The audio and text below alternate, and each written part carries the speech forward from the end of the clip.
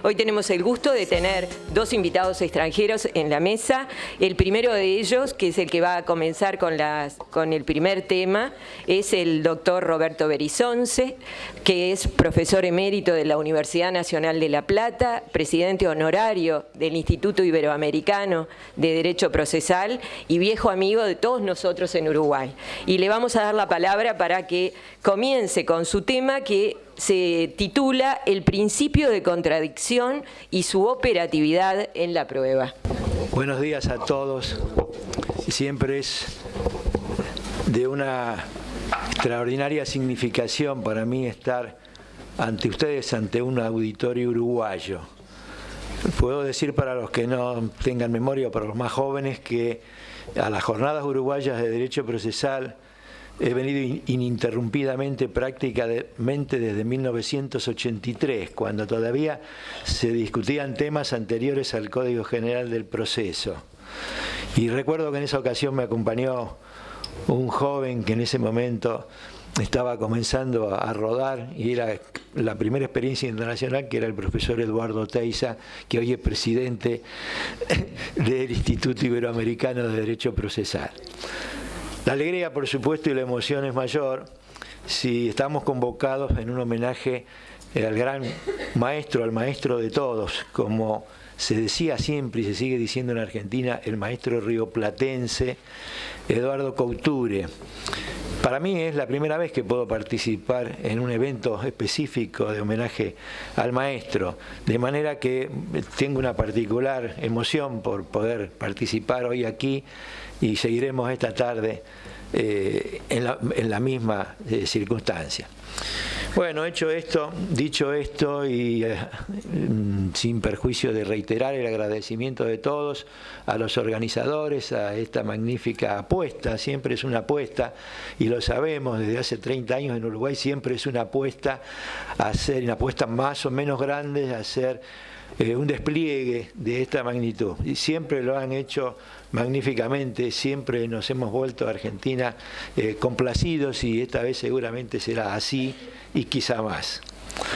Bueno, voy al tema de hoy directamente, pero no puedo sino volver un poco para atrás, porque claro, cuando planteamos el tema, inclusive ahora veo que el tema quedó medio desajustado en el programa, quizá lo que yo vaya a decir ahora sea más propio del primer panel, pero de todos modos creo que sirve para este panel y creo que para los demás paneles sobre prueba. Pero lo primero que me acordaba y que fui a buscar es un viejo trabajo que había presentado precisamente en Colonia en mayo de 1999 en ocasión de las 10º Jornadas Nacionales de Derecho Procesal uruguayas, en homenaje al siempre recordado profesor Jaime Teitelbaum. Y era el tema, además, uno de los temas, y yo lo había titulado Colaboración procesal, método del contradictorio y régimen de la prueba en el proceso por audiencias. De manera que la primera intención fue, bueno, leo este trabajo y con esto voy al frente, porque por más que hubieran cambiado las cosas, acá está lo fundamental, dicho ya con esa, hace 17 años, está lo fundamental de lo que sería hoy mi tema. Pero no, por suerte tomé por otro camino y les voy a decir la punta y después lo voy a desarrollar. La punta está en la lectura, que desde luego es superficial y me van a corregir los amigos profesores brasileños que están aquí presentes, de una lectura superficial del nuevo Código de Proceso Civil de Brasil, en el cual hay muchísimas ideas innovadoras. Diría que el Código de Brasil implica una nueva capa tectónica que viene de algún modo a superar aquella otra que nace en los 80, fines de los 80, con el Código Modelo Iberoamericano y con el propio Código General del Proceso Uruguayo y algunos ordenamientos como el de Perú que lo siguieron. Creo que esta es una visión diversa porque parte de la base que a Couture le hubiera sido muy halagüeña de que el Código Procesal está hecho para adecuar el ordenamiento procesal civil a la Constitución, simplemente a la Constitución, pero no a cualquier Constitución, a la Constitución del Estado democrático de derecho que la propia Constitución brasileña en 1988, la argentina en el 94, la colombiana, etcétera, etcétera, muchos países de América que han actualizado sus constituciones para recoger un nuevo modelo de Estado, y tendremos que empezar por allí, porque diría Estado, juez, proceso. Un nuevo modelo de Estado, un Estado democrático en el cual aparece la idea de la participación, primero como participación política y segundo y fundamentalmente como participación social. Y lo que han hecho los brasileños en buena medida es esa idea de participación, la han volcado primero al tema de la jurisdicción, una nueva concepción de la jurisdicción, de la acción y del proceso, donde hay un Estado más activo por un lado, lo cual en materia procesal diríamos es una ratificación del publicismo dentro del derecho procesal civil, pero al mismo tiempo adosado a esto la idea de la colaboración y la idea de la cooperación, y la colaboración en el proceso civil se da particularmente a través de las legitimaciones extraordinarias que las propias constituciones ya reconocen y los pactos internacionales en materia de derechos colectivos y particularmente en los conflictos colectivos de interés público en los cuales se articula un proceso típicamente dialogal, pero dialogal en un sentido muy particular, en el cual el principio del contradictorio viene a tener una incidencia superlativa. Y este es el punto por el cual quiero arrancar. Esto entonces proviene no de un código, de una norma infraconstitucional, sino que proviene siquiera en los grandes trazos de la Constitución, para lo cual todos los ordenamientos procesales tienen que adecuarse. Segundo tema, ¿cómo influye esto de la participación en el proceso y cómo particularmente en el proceso civil? La idea de colaboración, la idea de cooperación no es nueva en el proceso civil. La doctrina alemana, la doctrina italiana, ya antes de las reformas nuestras de los 80, habían profundizado este tema. Pero la novedad es que, visto el proceso del contradictorio, en conjunción con el proceso o la máxima de colaboración o de cooperación, pues de aquí surge diríamos, como ya lo decía Fasalari también, y lo dice Tarsia, lo dice Tarufo, surge un contradictorio reforzado, un contradictorio que va más allá del contradictorio formal al cual estábamos acostumbrados, un contradictorio formal que se simplificaba en la idea de que era bastante con escuchar un argumento sin necesidad de oírlo, es decir, sin necesidad de interpretarlo y sobre todo sin necesidad de pronunciarse respecto de esto. Esa postura, ese contradictorio formal aparece entonces superado desde esta nueva concepción. Al mismo tiempo, acá aparece una superación de la concepción tradicional de... Bueno, creo que no voy a poder hablar de la segunda parte, voy a ver si concreto de esa concepción tradicional de la relación jurídica procesal de Bach, en la que se sitúa al juez en una posición o situación de exorbitancia y a las partes en una situación de sujeción. Esto está superado desde la visión de un proceso cooperativo en el cual todos contribuyen mancomunadamente al resultado. un proceso de matriz cooperativa y policéntrico que se construye sobre la perspectiva intersubjetiva y coparticipativa. Esto es lo que está diciendo la doctrina alemana, está diciendo Cadiet en Francia y está ahora recogido, y ya voy entonces acercándome al fondo porque si no van a entender demasiado, a lo que el nuevo Código de Brasil establece. Y acá hay dos normas básicas, una es del artículo 489, apartados primero, el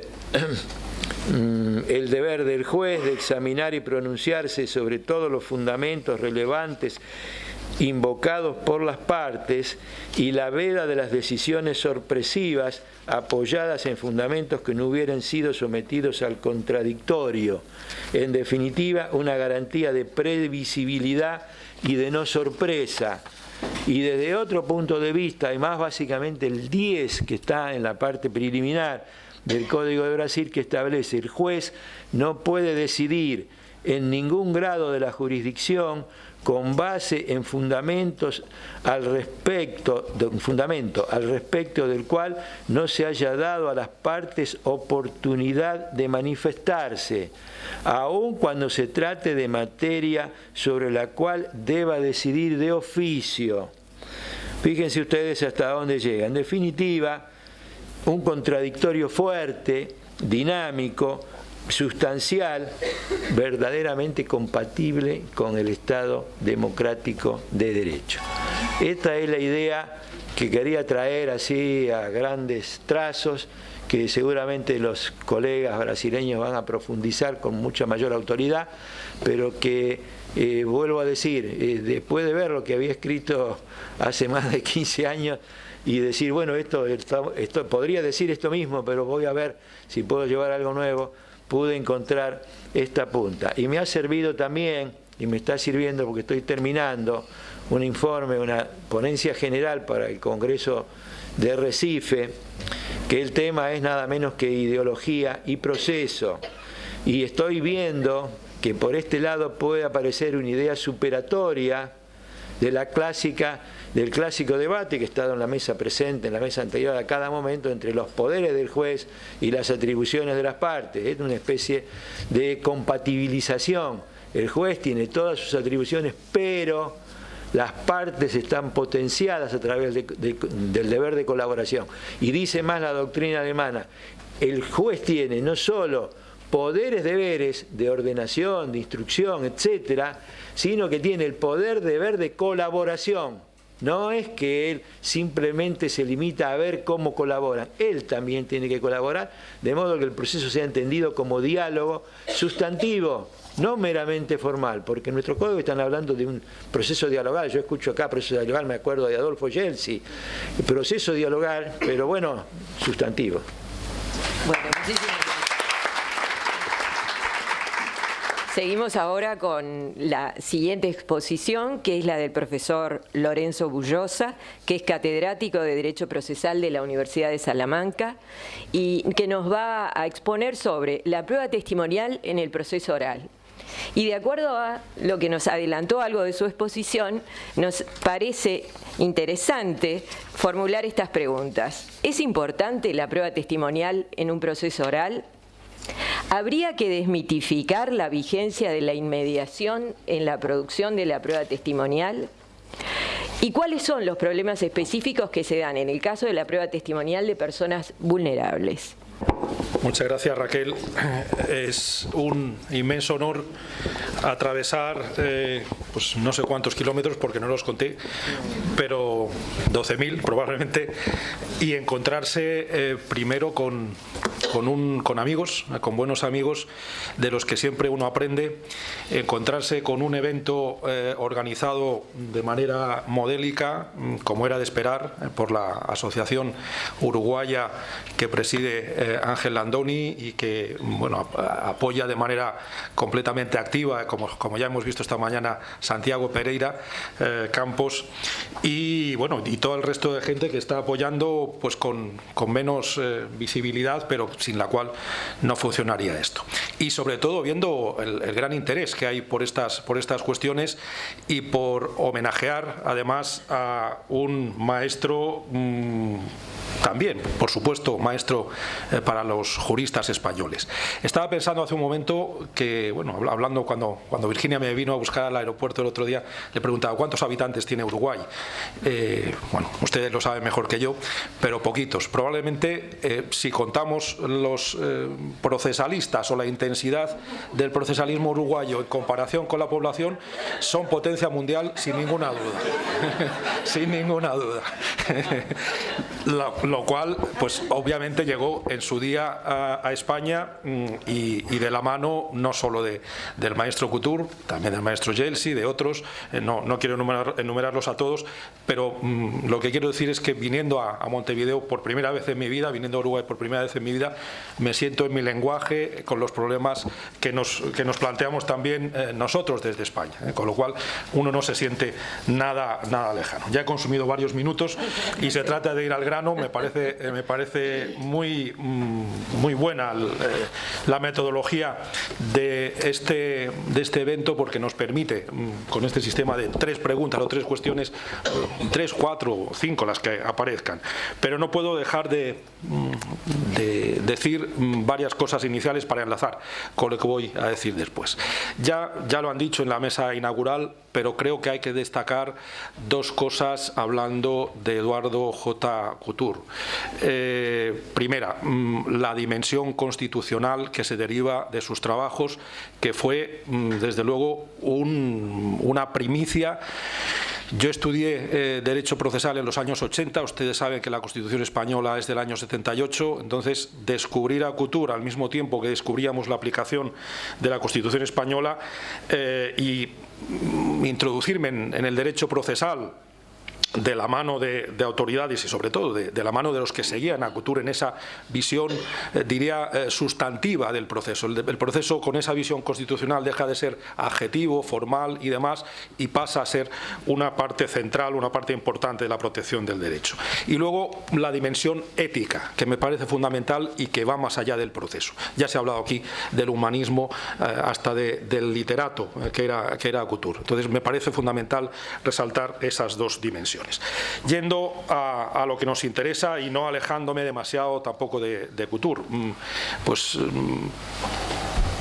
ni tampoco de los agradecimientos por la organización. Quiero decir, me parece una enorme virtud la de haber pensado en un tema como este, las dimensiones distintas de la prueba y el proceso para organizar este evento. Recordé la frase que todos conocen de Bentham: el arte del proceso no es otra cosa que el de administrar pruebas. Es el centro, nadie lo duda, es el centro del proceso.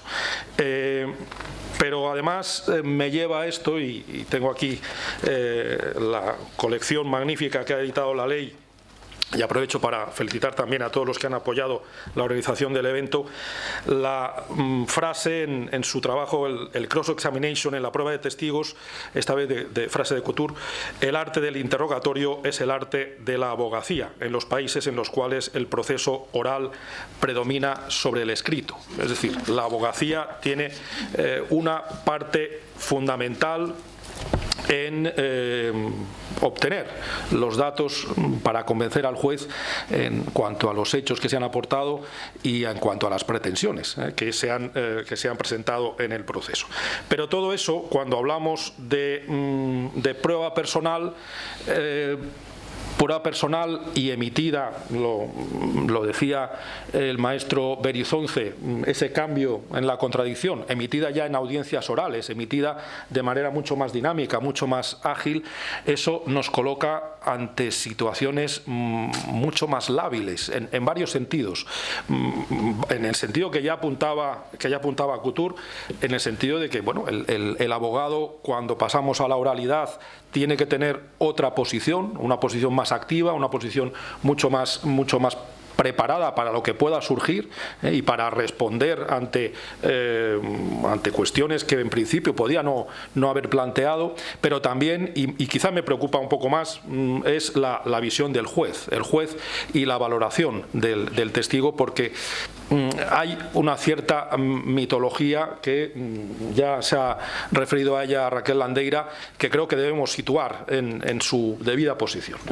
La idea de equilibrio que antes mi amigo Joan Picó también se aplica en este caso. Es decir, hay efectivamente en todos nuestros países una tendencia a la oralidad, una tendencia a pensar, y yo creo que con razones, a pensar que viéndonos las caras y preguntando directamente, haciendo esas audiencias orales, vamos a obtener un fruto de mejor calidad en el proceso. Vamos a tener una sentencia de mejor calidad. Pero esto es un camino sembrado de obstáculos, como decía, y sembrado también de mitos, y obviamente no soy el primero ni el segundo en decirlo. Primero, porque incluso en los países que nos sirven de modelo para la oralidad, y el otro día, hace unas pocas semanas, había un colega chileno que estuvo en Salamanca y nos decía, bueno, algo que no era sorprendente para quien conozca algo, el proceso penal americano. Es decir, el proceso penal adversarial en realidad lo que pretende es que no haya proceso, evitar el proceso y que al final los juicios orales sean un porcentaje ínfimo. Con lo cual, la oralidad por ahí queda, yo creo que auténticamente desmitificada. Lo que queremos es quitarnos asuntos y que las estadísticas queden mejor, pero entonces nos estamos perdiendo por el camino un montón de garantías que ha costado mucho construir. Eso yo creo que es una reflexión, ahora que se está hablando de la reforma, de la implementación de la reforma uruguaya sobre el proceso penal, me parece que es algo que hay que valorar, hay que tener en cuenta. Desde el punto de vista español, el proceso oral penal tiene su historia, sus defectos también, pero tiene una historia mucho más larga. Pero la novedad fue en el año 2000, como todos ustedes saben, la implementación de la oralidad, del proceso oral en el ámbito civil. Pero luego también en la realidad muestra los límites de todo esto. Estamos hablando de límites todo el tiempo. En el panel anterior, el derecho es una ciencia de límites, en definitiva.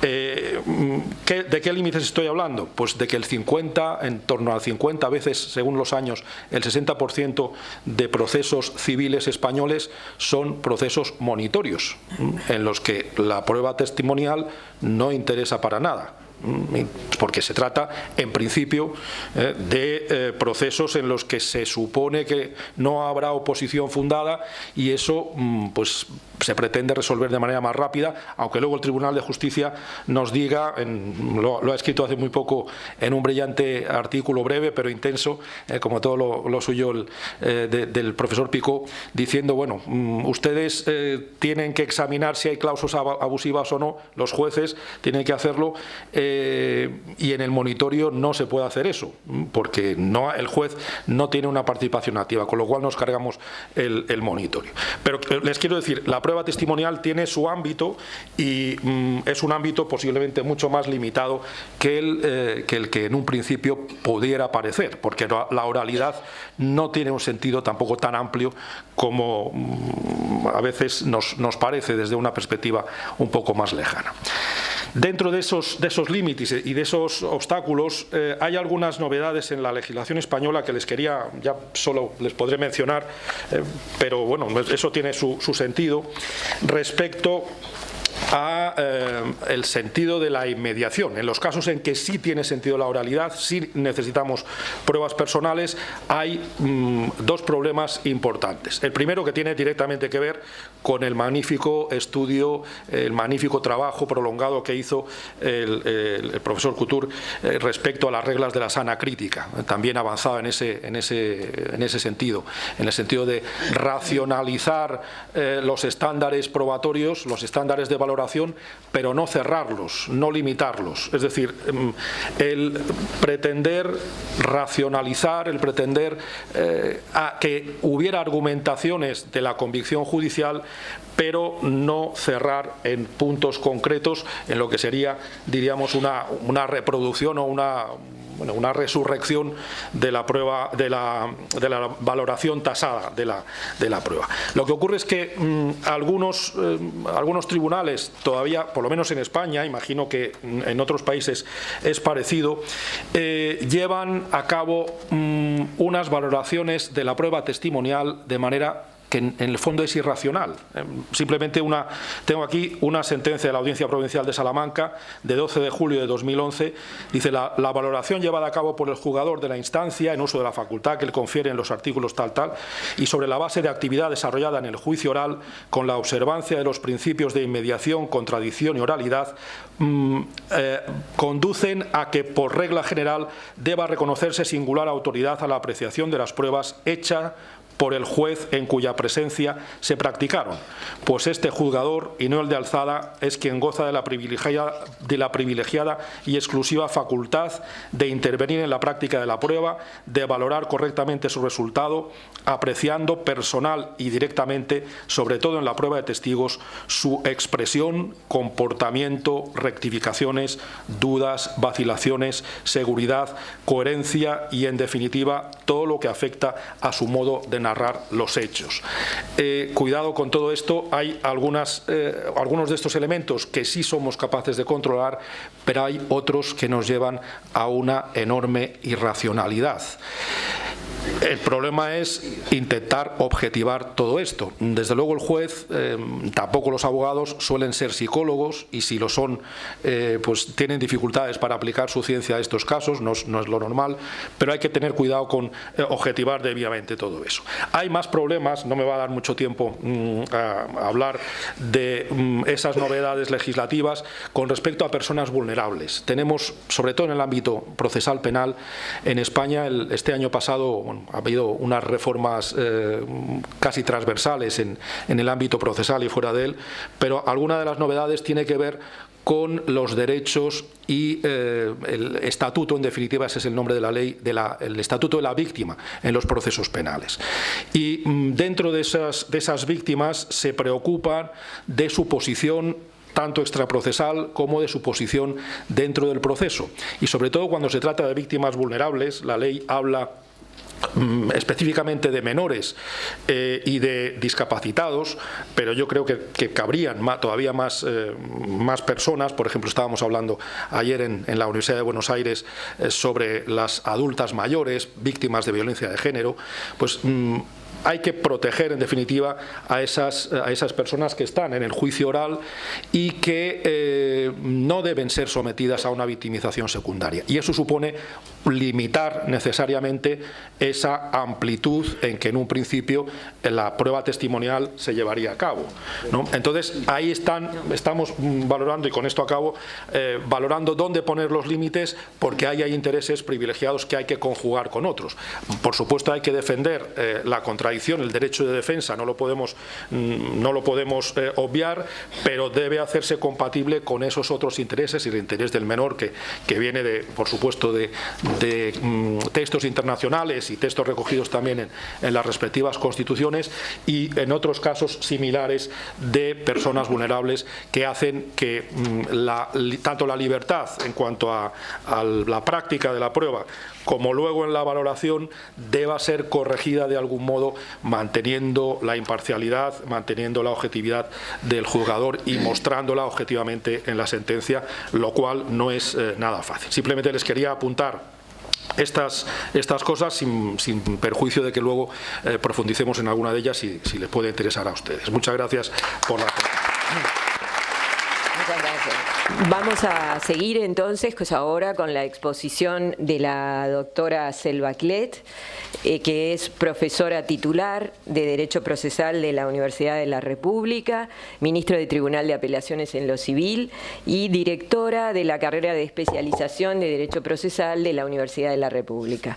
La doctora va a exponer sobre la prueba testimonial en el proceso uruguayo, y a partir de lo que van a ser los puntos neurálgicos neurálgicos de su exposición, vamos a plantearnos, de acuerdo a lo que ella considera, cuáles son los problemas más importantes de la prueba testimonial en nuestro proceso y especialmente los que refieren a la normativa sobre producción y su aplicación efectiva, partiendo de la base de que no alcanza la mera explicitación de normas, sino que estén garantizadas efectivamente.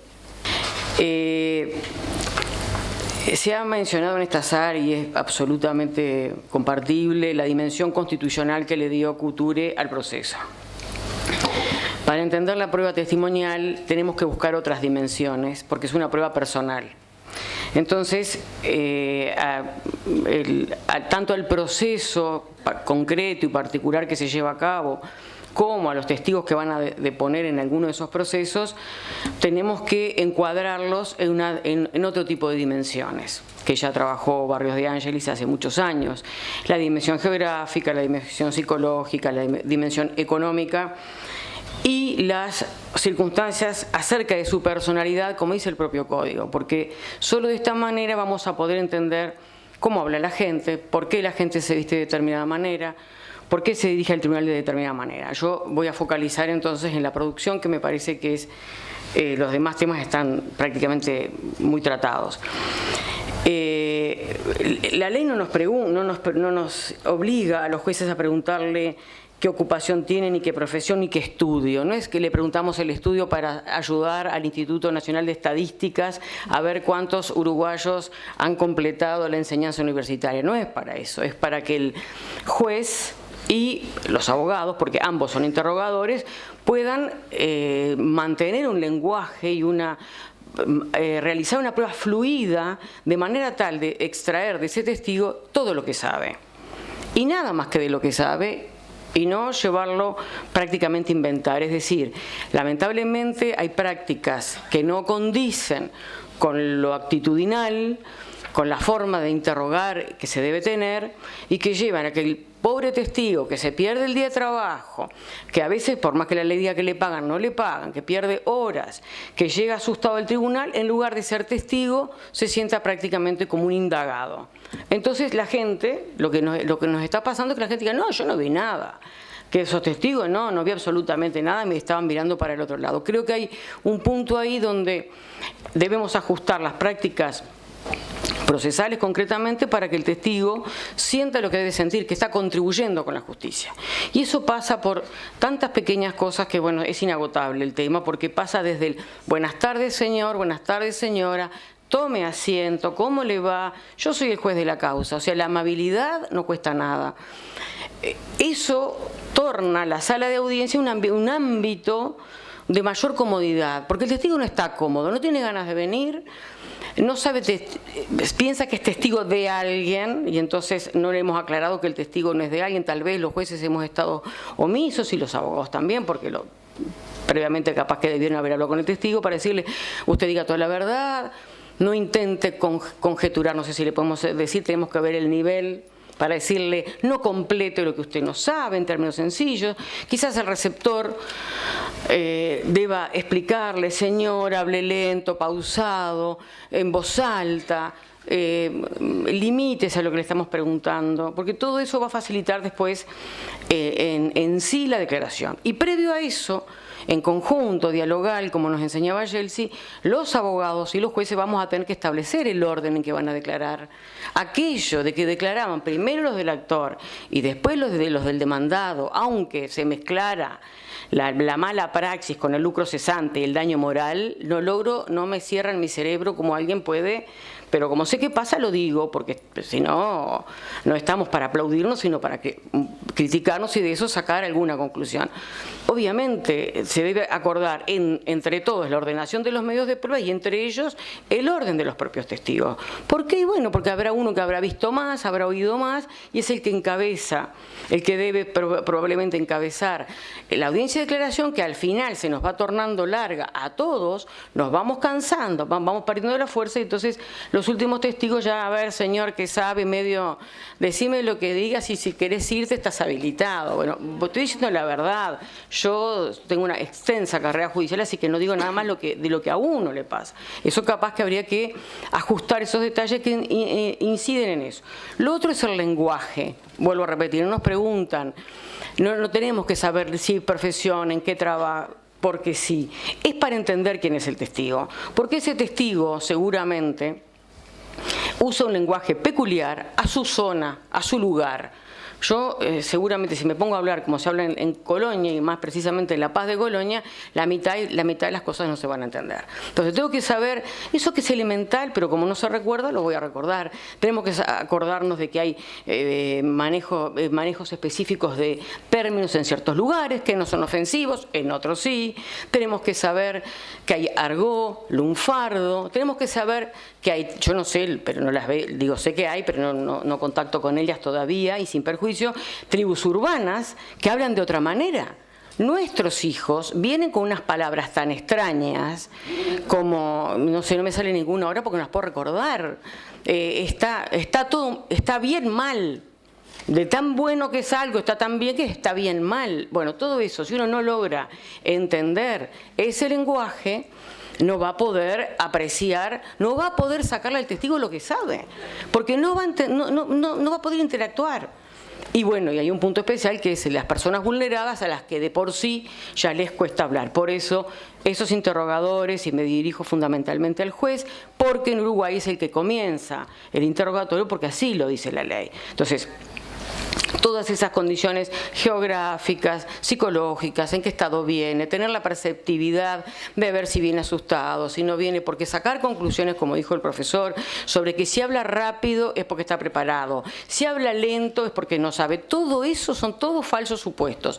En cada caso deberíamos ver si habla lento, y me acuerdo de una anécdota que saben los que fueron alumnos míos, de una señora que estaba tan contenta de su día ante el tribunal, que hablaba lento, pero no porque no supiera, sino porque quería estar mucho rato sentada. Había ido a la peluquería, se había comprado el trajecito, y entonces hablaba bajo y lento, entonces lograron subirle el tono de voz, habla un poquito más alto, entonces subió el tono de voz, pero cuando le dijeron rápido, casi se ofendió, porque era su día. Veía un juez, era importante para la justicia. Tal vez con hacerlos esperar, les ponemos a todos la misma hora, creo que eso no en civil, no me voy a meter en un área que no compete a este congreso, a este seminario. Los ponemos todos a la misma hora, los hacemos esperar, no les pedimos disculpas, cuando entran a la sala de audiencia son un ají. Entonces, eso me parece que se derrumba con muchas gracias por haber venido, usted contribuyó con la justicia, etcétera. Puntualizo en eso porque eso no se está cumpliendo y está mal. Ya lo dije, no tiene que estar ni cohibido, ni agredido, ni sentirse todavía juzgado él mismo. Porque ante la tercera pregunta, ¿cómo es que usted afirma tan categóricamente? Entonces ya al final he tenido la sensación, y lo puedo contar porque hago mea culpa, no estoy diciendo que lo hace, no, te estoy diciendo que yo lo pude haber hecho, o lo hice sobre todo en las épocas de juventud, que no es el momento actual. Por las dudas, antes que alguien me diga, por las dudas ya me atajo. Entonces, al momento de preguntarle la cuarta vez, dígame, ¿usted está bien seguro que el auto era color? Yo, testigo, le digo, ¿y a usted qué le parece, juez? A usted que sabe más de colores que yo. Decime el color y te lo digo, porque tal vez estoy haciendo, claro, porque tal vez estoy haciendo hincapié en algo que no es trascendente. Pero miren si el hombre era daltónico. No lo estoy diciendo en chiste, porque como ha pasado, lo digo. En una desesperación, ¿sabes lo que pasa? Que yo confundo, ay, menos mal que me lo dijo, tanto hincapié en el color del auto, apenas distinguía claro y oscuro.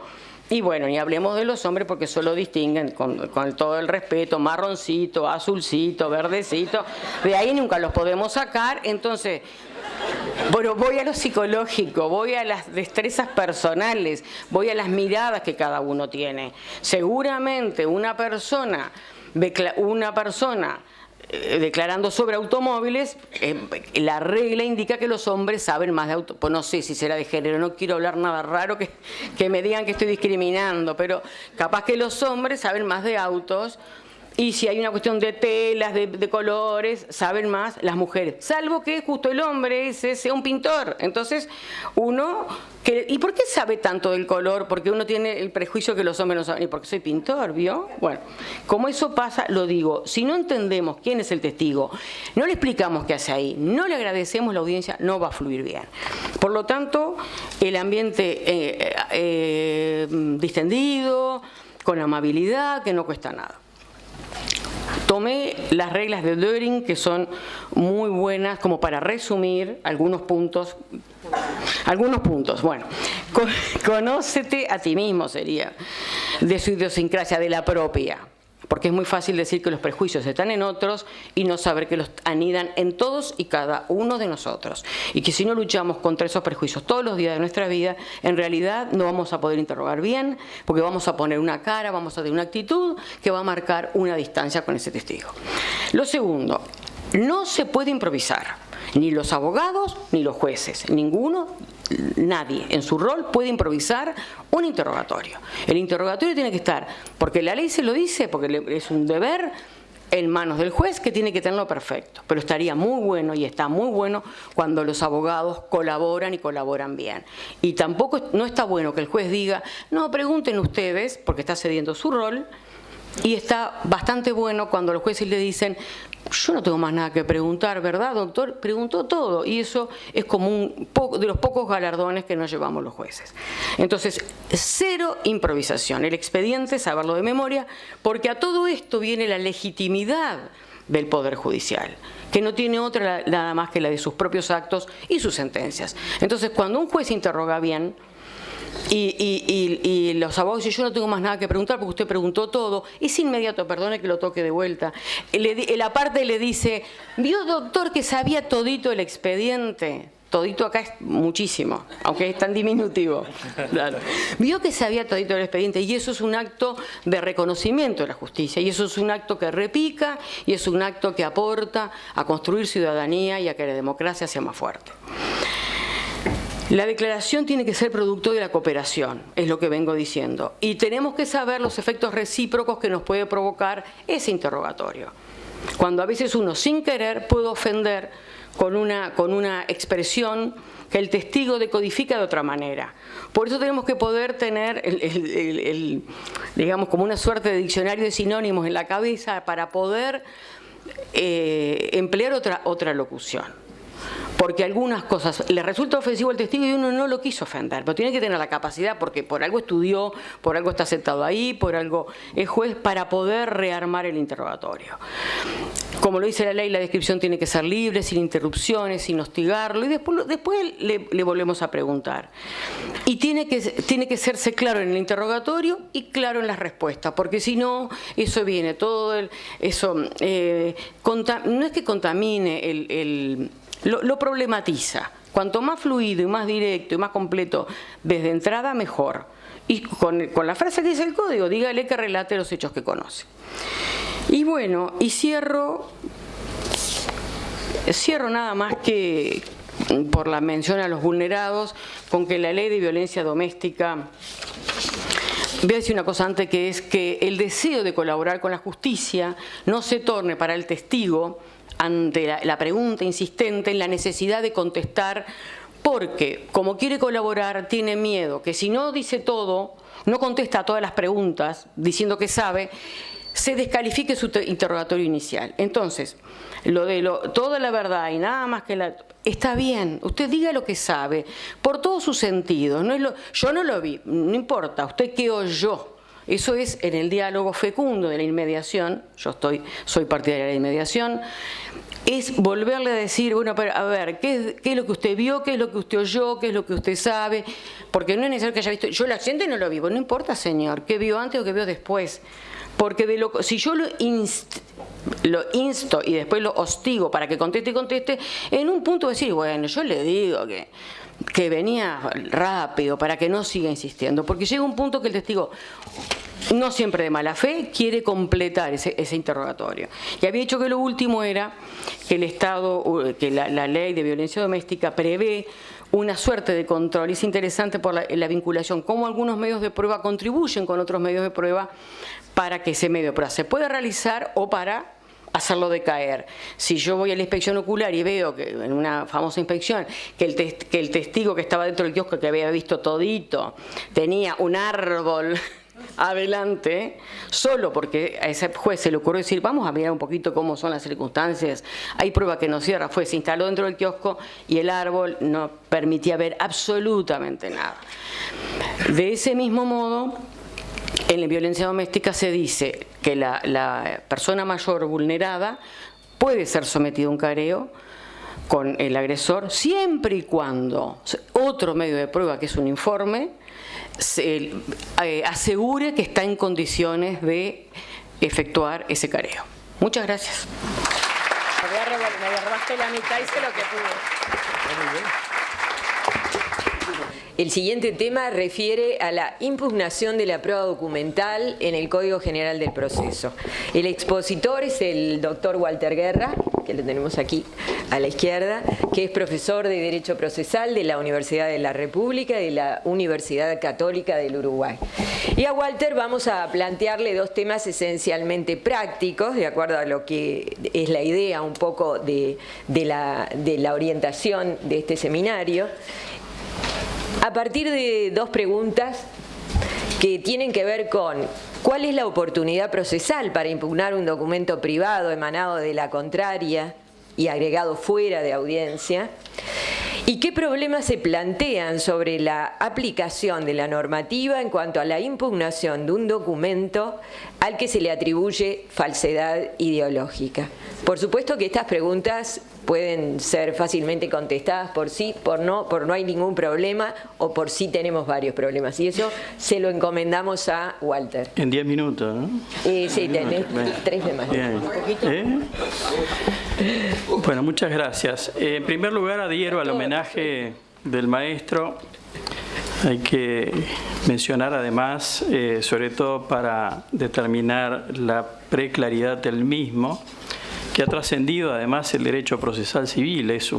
De alguna manera se le considera un precursor del derecho procesal internacional y en cierto modo también constituye en el ámbito del derecho internacional de los derechos humanos, que ha trabajado profundamente en lo que tiene que ver con los derechos procesales fundamentales a nivel de los derechos del derecho internacional, tomando en cierto modo la matriz que a nivel nacional establecía Couture, fundándolo precisamente en la Constitución, ¿no? La raíz constitucional de los derechos fundamentales.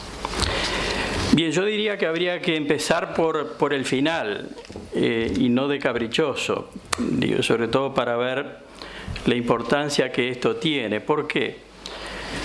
Porque en realidad, si nosotros analizamos la eficacia que tiene la prueba, sobre todo la prueba documental, vamos a ver que en el régimen nacional tenemos un régimen de prueba tasada. Y tanto la prueba, digamos, los documentos públicos como los documentos privados, sobre todo estos cuando son además auténticos o autenticados, tienen a su respecto plena eficacia en cuanto a el hecho de haberse otorgado y además en cierto modo también en relación a su contenido.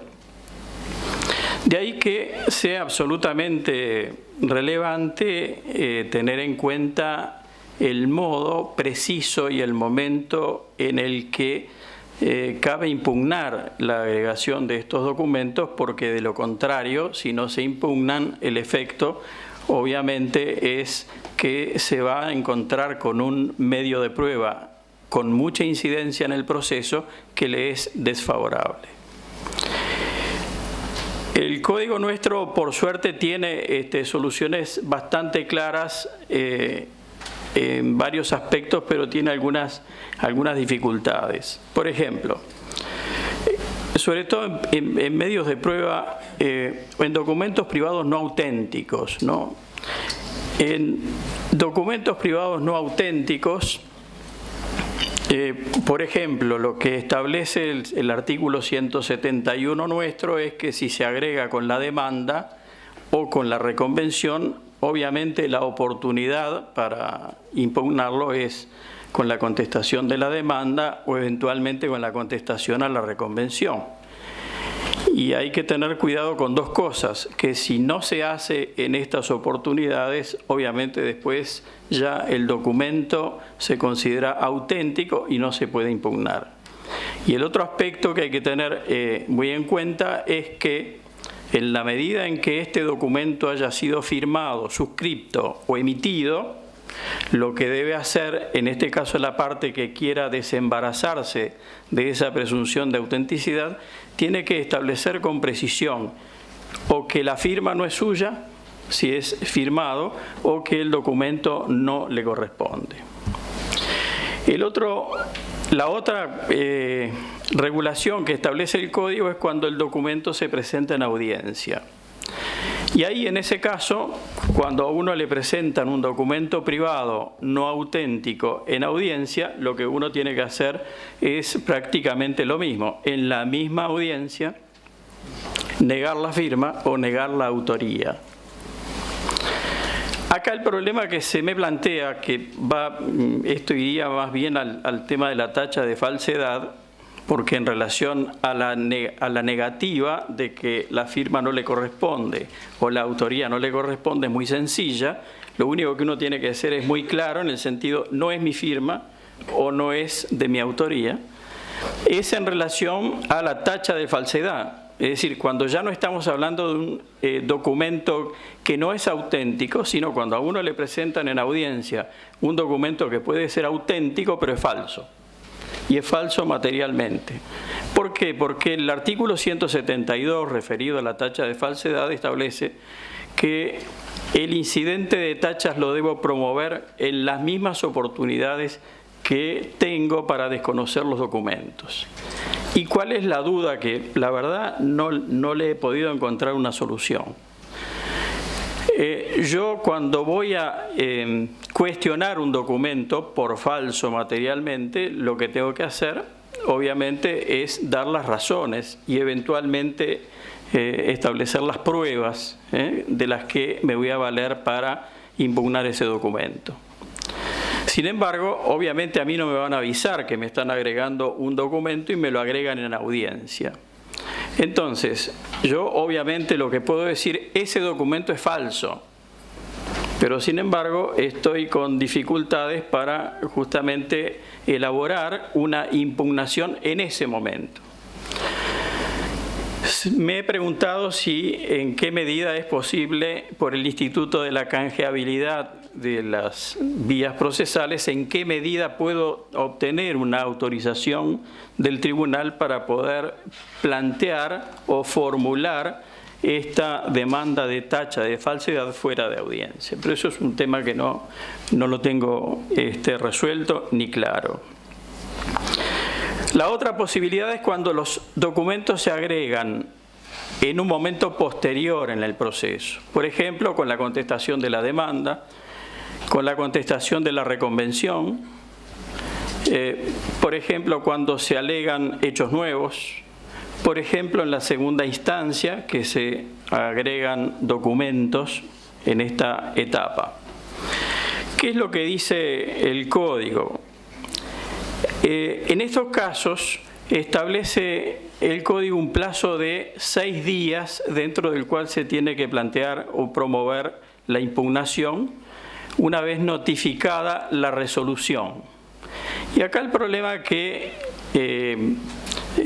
se nos genera es por el hecho de que si los 6 días se cuentan desde el mismo momento en que hay un decreto que se tiene que notificar necesariamente a domicilio, porque así lo establece nuestro 87 numeral tercero, o si por el contrario esta impugnación se posterga hacia el momento de la audiencia preliminar, momento en el cual luego del objeto del proceso y luego del objeto de la prueba se dispone por parte del juez el diligenciamiento de los medios de prueba y allí obviamente ordenará la agregación de los documentos. Estas son las dos posturas o las dos posiciones. La primera creo que es la postura o la posición mayoritaria, es decir que se agregó el documento, el documento está materialmente ya agregado en el expediente judicial, supónganse que se agrega con la contestación de la demanda, se nos va a notificar obviamente el acto siguiente que es la convocatoria a audiencia preliminar. A partir de allí, por más que el juez no ordene, ¿verdad?, que se tenga por agregado los documentos, digamos, que han sido agregados con la demanda, pero de cualquier manera, aunque ello no se diga, se entiende que igualmente tiene la carga, la otra parte, de concurrir, ver el documento y cuestionarlo dentro de los 6 días. Esa es la postura que creo que es mayoritaria. Luis, creo que en las jornadas nacionales, en las 9ª jornadas nacionales, justamente lo funda en que este sería el procedimiento adecuado, basándose justamente en las diferentes etapas de agregación de documentos, es decir, propuesta de los hechos, propuesta además del medio probatorio, si además la parte tiene la disponibilidad del medio probatorio, lo debe agregar. Si no lo tiene porque son documentos que están en poder de terceros o en una repartición estatal, se va a postergar la agregación material. Y después, una vez agregado el expediente, una vez agregado el documento al expediente, entonces a partir de allí nace la carga de cuestionar ese documento, independientemente que no haya dicho nada al tribunal sobre la agregación.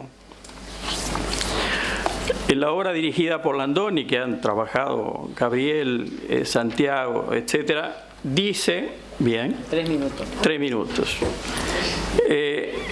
Justamente hacen referencia a que, bueno, se puede generar alguna duda, ¿por qué? Porque la norma hace referencia, en cierto modo, al decreto de agregación. Y puede entenderse que entonces lo que la norma está diciendo es decreto de agregación dentro de lo que es la propia audiencia, es decir, la agregación jurídica. Y a partir de allí entonces se tendría el plazo de los 6 días. Acá el problema que se plantea es que si se resuelve entonces en la audiencia, entonces no habría 6 días para reconocer o desconocer, sino que en la misma audiencia lo que debería hacer la parte es desconocerlo.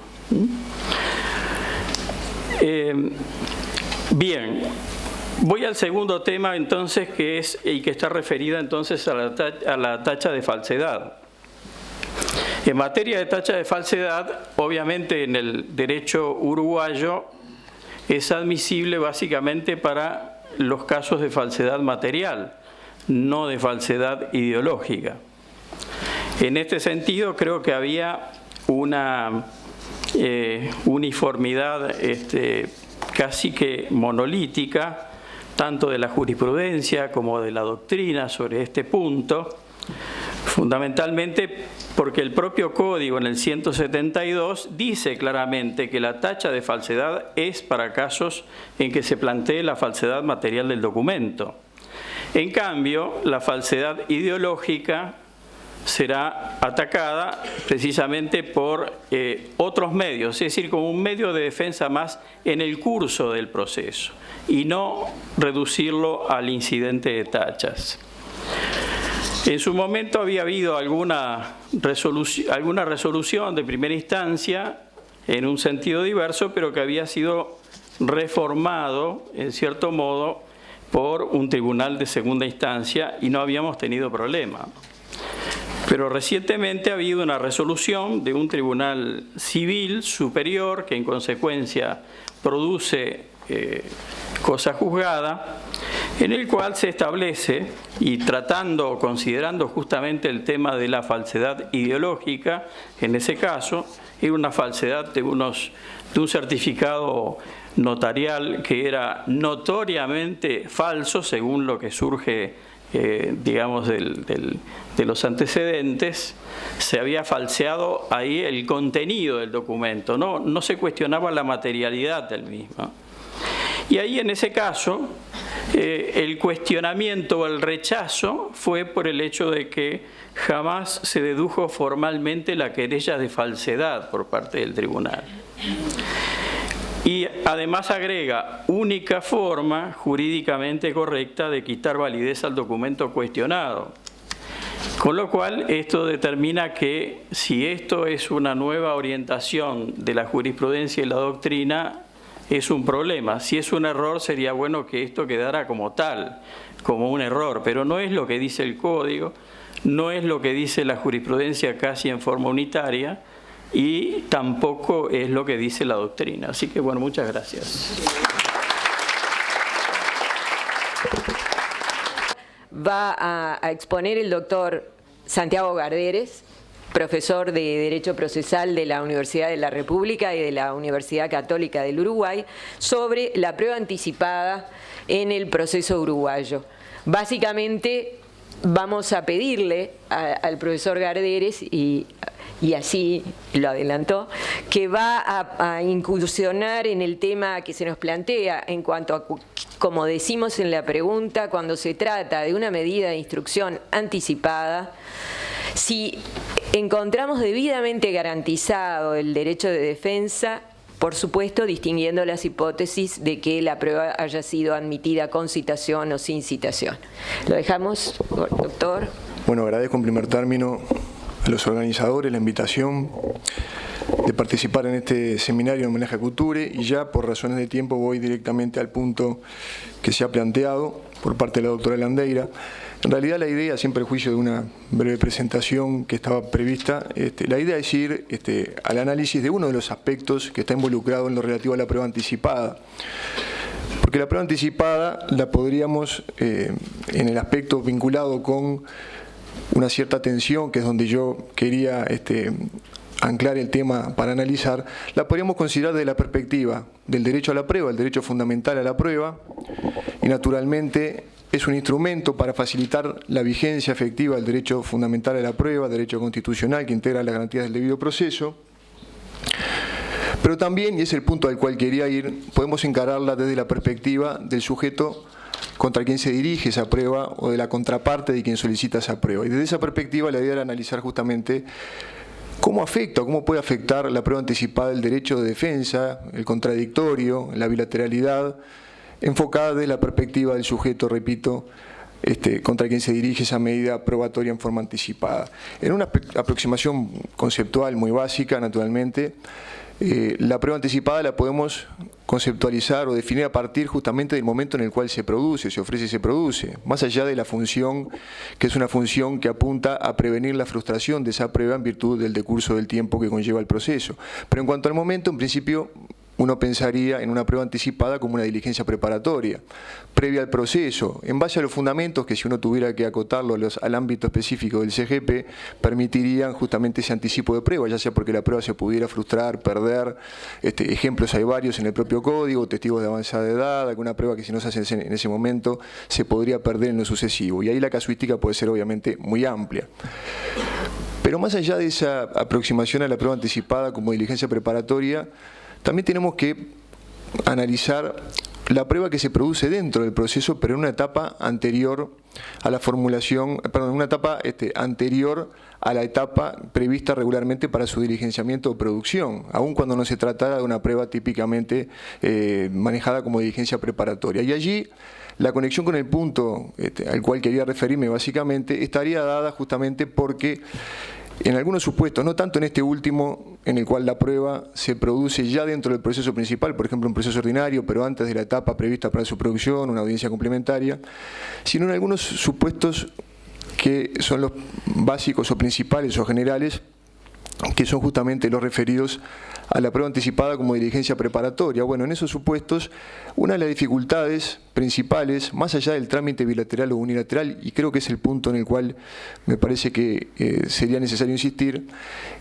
donde se proyecta la dificultad para la vigencia de la garantía de contradictorio del debido proceso, no está dado solo por el trámite eventualmente unilateral, que es excepcional, porque en principio el trámite de la prueba anticipada como diligencia preparatoria va a ser bilateral, salvo que el conocimiento previo de la contraparte pudiera frustrar la medida, pero fuera de esa hipótesis puntual, y aun cuando se tramitara en forma bilateral, el aspecto en el cual yo quería llamar la atención es justamente en las dificultades que conlleva para el ejercicio del derecho de defensa y el contradictorio el control de la prueba cuando no conozco todavía la pretensión que se está o que se va a hacer valer. Por supuesto que eso es una premisa de la prueba anticipada como diligencia preparatoria, todavía no conozco la demanda, pero lo que deberíamos apuntar en ese sentido es a una mayor precaución en el control inicial de las solicitudes de prueba anticipada, sobre todo cuando no se cumple a cabalidad con lo que establece la normativa, en el caso puntual el CGP, en cuanto a insistir o exigir,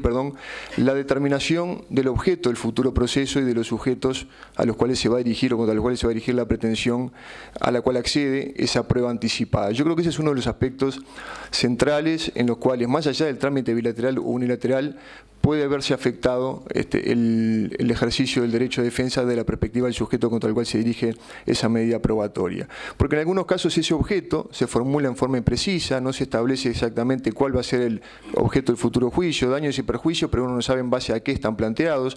Yo no digo con esto que la solicitud de prueba anticipada deba ya ser la demanda, porque naturalmente en algunos casos no es posible formularla porque faltan elementos o porque no es exigible o dable exigir una precisión con la misma profundidad que tendría una demanda propiamente dicha, ya en el proceso ordinario, en el proceso siguiendo la estructura de que se trate.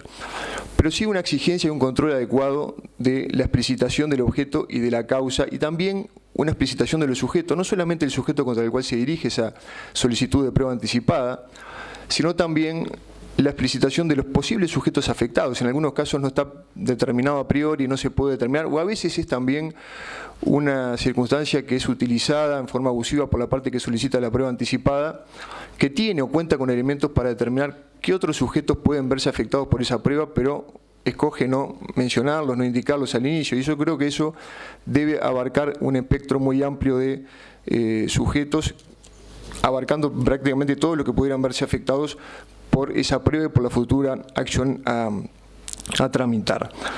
En esa referencia que está hecha allí, se planteaba obviamente la esencia en cuanto a la prueba anticipada en relación al momento en el cual se solicitaba, y también la conexión con los rasgos o fundamentos cautelares siguiendo la doctrina tradicional, entre ellos, entre los autores que lo encaraban desde esa perspectiva, a Piero Calamandrei, pero sin entrar en el aspecto teórico de la base de la prueba anticipada.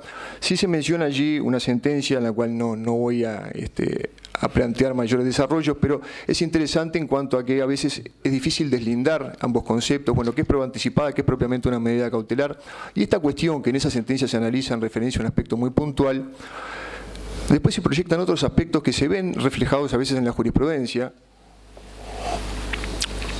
entre ellos, por ejemplo, cuando se solicita como prueba anticipada la inspección, que a veces se combina también con un peritaje referido al software, cuando se está planteando justamente un futuro proceso por infracción de derechos de propiedad intelectual. Y en ese caso es muy frecuente en nuestra jurisprudencia ver que se le exige al solicitante, sobre todo cuando puede haber alguna afectación de algunos derechos del propio sujeto contra el cual se dirige la prueba o de terceros, una contracautela. Se ha dado esa circunstancia, lo cual permite ver reflejado en ese caso puntual la conexión que a veces está planteada, aunque no explicitada en muchos casos, entre el fundamento anticipatorio de la prueba, que solamente persigue evitar que se frustre ese medio probatorio, y un fundamento ya de aseguramiento conectado con algún aspecto cautelar, que también lleva a que algunos jueces, y repito esa tendencia que he visto en algunas sentencias, manifestada en algunas sentencias, a exigir una contracautela, que es un requisito típico de una medida cautelar, no necesariamente de una medida de prueba anticipada. Ese aspecto, cual también voy a ir refiriéndome eso muy brevemente, se ve reflejado también en otros aspectos vinculados con la naturaleza eventualmente cautelar de alguna prueba anticipada o la conexión con lo cautelar en materia de pruebas anticipadas. No solamente en cuanto a la necesidad o no de exigir una contracautela que se da en esos supuestos que mencionaba fundamentalmente, sino en relación a un tema que me parece que yo no lo he visto planteado mayormente en otras jurisprudencias, sí en otros ordenamientos está regulado, y es por ejemplo la eventual vigencia o no del plazo previsto para presentar una demanda luego de que se adopte una medida cautelar. Esencialmente uno no lo conecta en la mayoría de los casos con la prueba anticipada. Pero en otros ordenamientos, y tengo presente la solución que había visto en la Ley de Enjuiciamiento Civil Española, está prevista la vigencia de un plazo para presentar la demanda principal una vez que uno obtiene esa prueba anticipada. Creo que eran 2 meses y después si había un aseguramiento probatorio era un plazo menor, porque esa ley también distinguía la prueba anticipada y el aseguramiento de prueba como una especie dentro de ese género más amplio. Yo creo que es un aspecto interesante para analizar, reitero, yo no lo he visto mayormente desarrollado quizá en nuestra jurisprudencia, pero es un aspecto interesante de analizar en la medida en que uno conecte, en algunos casos, la fundamentación de la prueba anticipada con un fundamento o argumento de índole cautelar, que está en la base o en la esencia también de este instituto si siguiéramos la doctrina tradicional o clásica. Eso llevaría, si uno aplicara, o por lo menos tuviera presente esa disposición de la Ley de Enjuiciamiento Civil Española, que concretamente determinaría que en caso de no promoverse la demanda en plazo, no pudiera ser valorada en su oportunidad la prueba que se había anticipado. Esas son algunas cuestiones o consideraciones que se derivarían de la conceptuación de la prueba anticipada con su raíz puramente cautelar o típicamente cautelar. Problemas que plantea la prueba anticipada en cuanto a la vigencia del derecho de defensa, básicamente diríamos que esos problemas se pueden conectar o bien con el trámite unilateral que eventualmente pueda tener esa medida de prueba anticipada. En algunos casos, nuestra jurisprudencia, y hay bastantes sentencias en ese sentido, algunas están citadas después en las presentaciones que seguramente hemos debido pasar bastante rápido, pero en algunos casos nuestra jurisprudencia ha anulado resoluciones que dispusieron prueba anticipada en forma unilateral cuando no era o no se había justificado, no solo en la solicitud, sino en la propia resolución, la necesidad de un trámite unilateral o reservado. Creo que es una jurisprudencia razonable y coherente con el sistema, de modo de proteger justamente las garantías que están en juego en materia de prueba anticipada. En otros aspectos problemáticos hay muchos, ¿no? Pero bueno, por lo menos el tema del plazo también lo mencionaba, ya voy a ir redondeando. El riesgo de afectación de otros derechos, ya sea el propio sujeto destinatario o de terceros, también lo mencionamos vinculado con la eventual necesidad de una contracautela. Y en algunos sentidos, más allá de ese aspecto central que estaría dado por el trámite unilateral o reservado, que es el aspecto central de la problemática, se conectaría la problemática con lo que mencionaba anteriormente, en el sentido de permitir a la parte afectada por la medida un adecuado control de la pertinencia y conducencia de esa prueba, conducencia o utilidad de la prueba, que solamente puede obtenerse o lograrse eso en la medida en que en la solicitud de prueba anticipada estén explicitados con razonable amplitud y desarrollo los fundamentos de hecho que se conectan con la futura acción a desarrollar. Yo creo que ese es un aspecto central del tema, en el cual he insistido desde el inicio y creo que es el punto al cual quería referirme básicamente. Y creo que el juez allí, sin plantear con esto que debamos asumir un criterio restrictivo, que me parece que eso podría ser cuestionado desde la perspectiva del derecho constitucional de la prueba, pero sí extremar la prudencia en el control de las solicitudes de prueba anticipada, sobre todo en esos aspectos. Bueno, ¿está correctamente explicitado cuál es el objeto y la causa del futuro juicio? ¿O estamos pidiendo una prueba sin que eso esté determinado claramente? Porque si uno tiene que valorar la pertinencia o conducencia de una prueba sin conocer estrictamente cuáles son los hechos fundantes de la futura demanda, por lo menos en una aproximación inicial, se ve cercenado o afectado su derecho de defensa. Y también, en la misma línea, la problemática también puede estar dada por supuestos en los cuales se desvirtúa en alguna medida el fundamento de la prueba anticipada, sobre todo cuando no se invoca, y eso se ve con cierta frecuencia también, no se invoca adecuadamente cuál es el riesgo o peligro de frustración o de afectación de esa prueba si se esperara la oportunidad procesalmente adecuada para ese diligenciamiento, ¿no? Cuando ya tengo la demanda, cuando ya puedo conocer los hechos y puedo trazar una estrategia defensiva también en lo relativo a la prueba. Y en algunos casos hay algunos antecedentes. Uno es un antecedente bastante interesante del Tribunal de Apelaciones Civil V, en el cual se dispuso una prueba pericial solicitada como medida anticipada previo a un juicio por responsabilidad médica, pero en realidad la prueba se justificó, se había denegado en primera instancia, en segunda instancia se admitió, se justificaba justamente en la necesidad de determinar si existía o no existía un error médico que justificara a su vez la futura demanda, ¿no? Es un aspecto que por supuesto involucra otros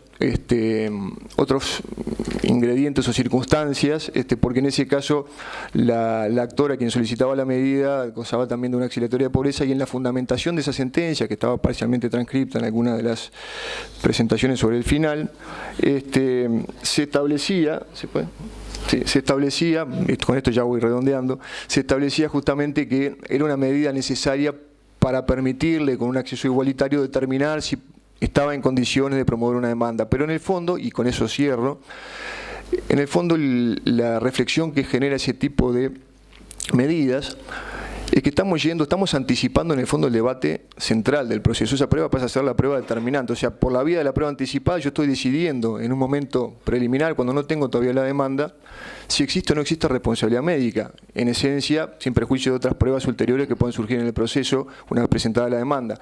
Y esa creo que es una circunstancia que, más allá de la valoración del caso concreto, y no estoy opinando del caso en sí, porque obviamente hay que conocer todos sus detalles, me parece que nos permite plantear como reflexión final que la prueba anticipada debe ser, en primer término, excepcional, debe exigir una prudencia esencial de parte del juez en cuanto a la valoración del cumplimiento de los requisitos, y en principio, salvo circunstancias excepcionales, no debería suponer el anticipo de la prueba fundamental del proceso. En el caso que comentaba, creo que se dio esas circunstancias. Y bueno, anticipo la prueba pericial sobre la existencia de responsabilidad, terminó la diligencia preparatoria y el juicio está resuelto. Y creo que eso es lo que debemos evitar para permitir y posibilitar una adecuada defensa en el marco del proceso principal con todas las garantías.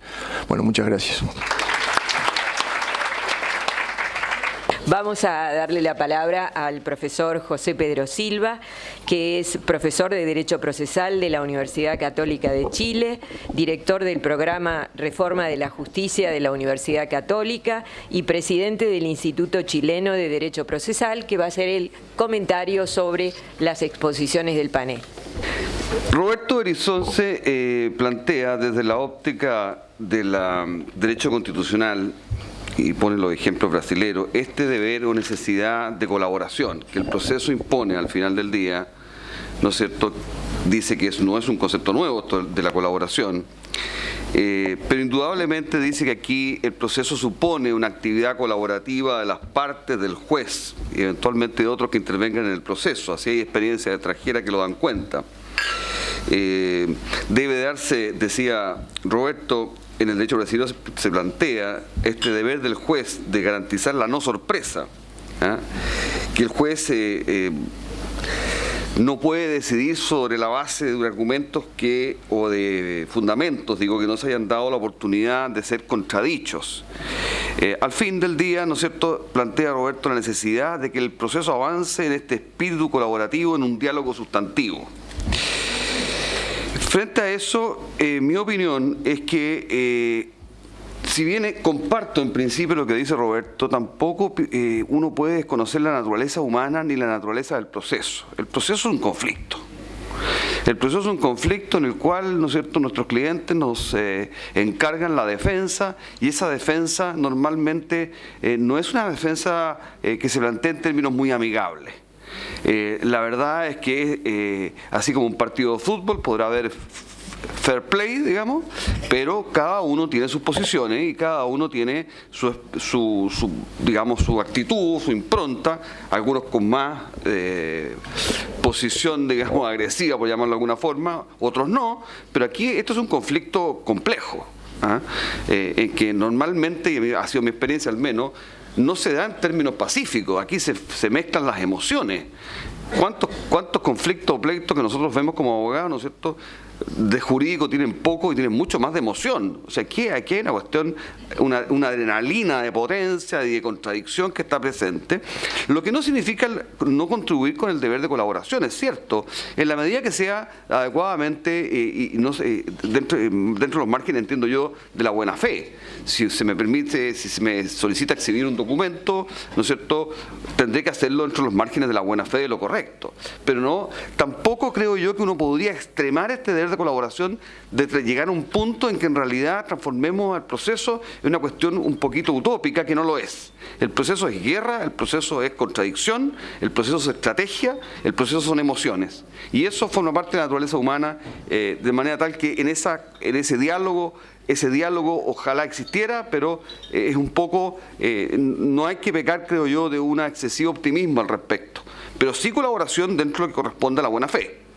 De no decir cuestiones básicas como no introducir elementos falsos o mentir en el proceso, o no colaborar, por ejemplo, cuando ha sido requerido para aportar el material probatorio. Lorenzo Bujosa nos habla también de la prueba testimonial en el proceso oral.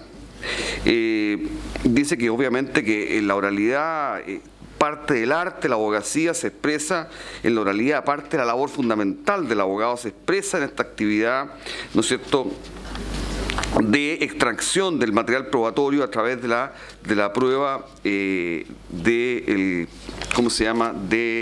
testimonial en el proceso oral, que la oralidad, en definitiva, que se ha ido imponiendo, fundamentalmente permite o requiere de esta actividad. Pero nos advierte que prácticamente un 60% de los procesos civiles en España son monitorios, en que la prueba testimonial no tiene mayor trascendencia, y por tanto tendría un ámbito bastante limitado.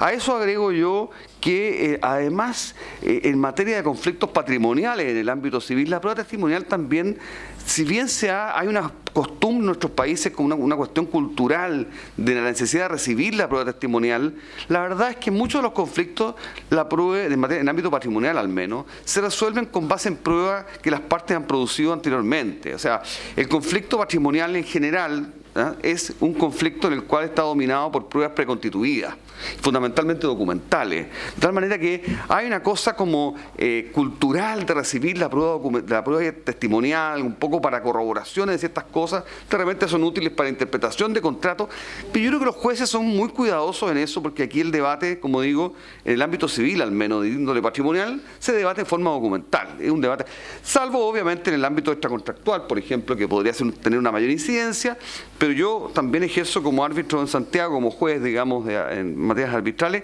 y tomo mucha distancia con la prueba testimonial, la verdad, mucha distancia, de tal manera que es un punto que digno de ser analizado.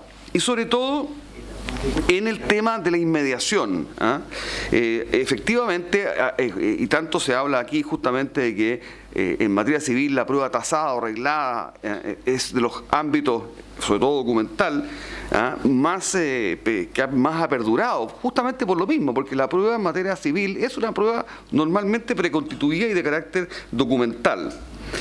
Ahora,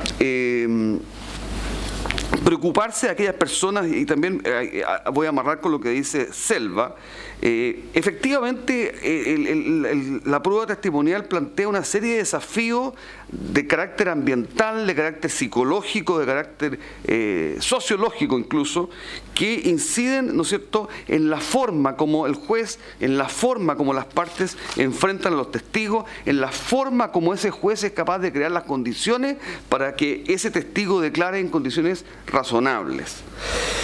Nos hablaba de ciertas reglas, ¿no es cierto?, de conocer bien al testigo, en fin, de que no se puede improvisar, de que el juez debe interrogar bien, debe estar preparado, que la declaración debe ser producto también de la colaboración, que el interrogatorio debe ser claro y preciso, lo mismo las respuestas, y también que esta justicia se debate también, por cierto, en este diálogo fecundo, derivado de inmediación. Yo a este respecto también tiendo a ser fundamentalmente cauto, en el sentido de que el testigo es... me da la impresión, o cuando estoy equivocado tal vez, en una aproximación un poco paternalista respecto a la actividad del testigo. Obviamente no es lo mismo un testigo, ¿no es cierto?, de avanzada edad o un niño que debiera declarar en condiciones de no revictimización. Pero el resto de los ciudadanos estamos expuestos, ¿no es cierto?, y es una carga pública para nosotros comparecer, declarar, decir la verdad, ¿no es cierto?, y estamos expuestos a un interrogatorio no siempre muy amable, sino que muchas veces, y sabemos perfectamente que los abogados preparamos o conversamos, digamos, para no ser tan a los testigos antes de declarar, por lo tanto sabemos más o menos, estamos conduciendo un poco ese proceso, y lo propio hace la parte contraria. Por lo tanto, nuevamente, nos enfrentamos a muchos testigos hostiles, a muchos testigos, por ejemplo, llamados testigos expertos, que traen un discurso absolutamente preparado, digamos, y nosotros tenemos que estar advertidos de poder extraer de ese diálogo, ¿no es cierto?, aquello que a nosotros nos interesa. Entonces, yo siento que es cierto lo que estamos hablando, pero hay dos fases. Una, diría yo, es la que tiene que ver con la interpretación de lo que dice el testigo. O sea, qué es lo que dijo, qué es lo que realmente quiso decir. Y luego el juez hará la valoración de lo que el testigo realmente, lo que resulta, los argumentos probatorios que resultan. Ahora, de esa declaración, lo interesante a mi juicio es cómo la inmediación funciona aquí. La inmediación no es simplemente, lo he dicho otras veces, la cercanía material, física, casi afectiva del juez con las partes, sino que la inmediación es justamente acción, es interacción del juez con el testigo. Cómo el juez y las partes pueden naturalmente, sin formatos prehechos, obtener de ese testigo argumentos probatorios, incluso contrarrestándolo vía careo con la declaración de las partes o con la declaración de otros testigos. O sea, yo le atribuyo a esta prueba la máxima seriedad y creo que debiéramos extremar los estándares también de seriedad hacia los testigos y dándoles cuenta de las consecuencias de lo que significa una declaración mendaz o inadecuada. 3 minutos. Don Walter Guerra también nos habla de la impugnación de la prueba documental y de la eficacia de la prueba documental en Uruguay. Bueno, hay una referencia a unas cuestiones más bien específicas de la normativa interna que me resulta difícil comentar, digamos. ¿A ustedes también? Si se presenta en audiencia o no. Yo creo lo importante a mi juicio es que, y eché de menos que no nos refiriéramos a un tema que para nosotros, por lo menos en Chile, ha sido muy complejo, que es el de la prueba electrónica, de los documentos electrónicos. Viene mañana. Viene mañana, perfecto. Bien. Lo importante a mi juicio, y dentro de lo que plantea el profesor, en la especialidad, como te digo a ustedes, si son 6 días o no, en fin, es, yo diría 2 cosas. Uno, que tiene que existir naturalmente un plazo razonable para la impugnación. Ahora, estoy de acuerdo en que la impugnación al interior de un proceso debe ser la impugnación de la falsedad, eventualmente, o la nulidad. Es el dilema al final, pero la falsedad material del documento.